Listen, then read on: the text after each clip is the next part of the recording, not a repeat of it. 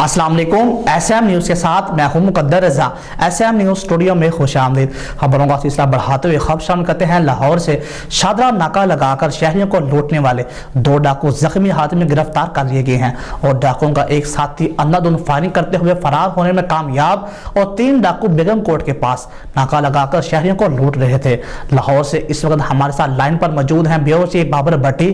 جی بابر، بتائیے گا کیا تفصیلات ہیں آپ کے پاس؟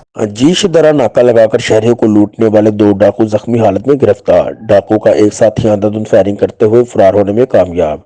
3 ڈاکو بیگم کوٹ کے پاس ناکہ لگا کر شہریوں کو لوٹ رہے تھے۔ ڈالفن ٹیم 15 کی کال پر رسپانس کرتے ہوئے فی الفور موقع پر پہنچی۔ ڈالفن ٹیم کے پہنچنے پر ڈاکو نے ڈالفن اہلکاروں پر سیدھی فائرنگ کر دی۔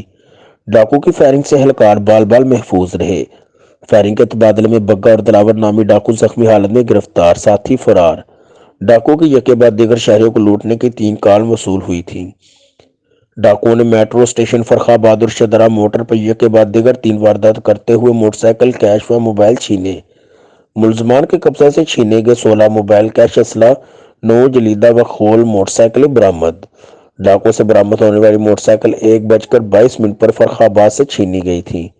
ملزمان ریکارڈ یافتہ ہیں۔ ڈکیتی، راہزنی، اسلحہ و دیگر فوجداری جرائم کے درجنوں مقدمات درج ہیں۔ بگا اور دلاور نامی ڈاکو کو زخمی حالت میں میو ہسپتال منتقل کر دیا گیا ہے۔ جی بہت شکریہ بابر تفصیلات سے آگاہ کرنے کے لیے۔ اب تک کے لیے اتنا ہی۔ مزید خبروں کے لیے دیکھتے رہیے ایس ایم نیوز۔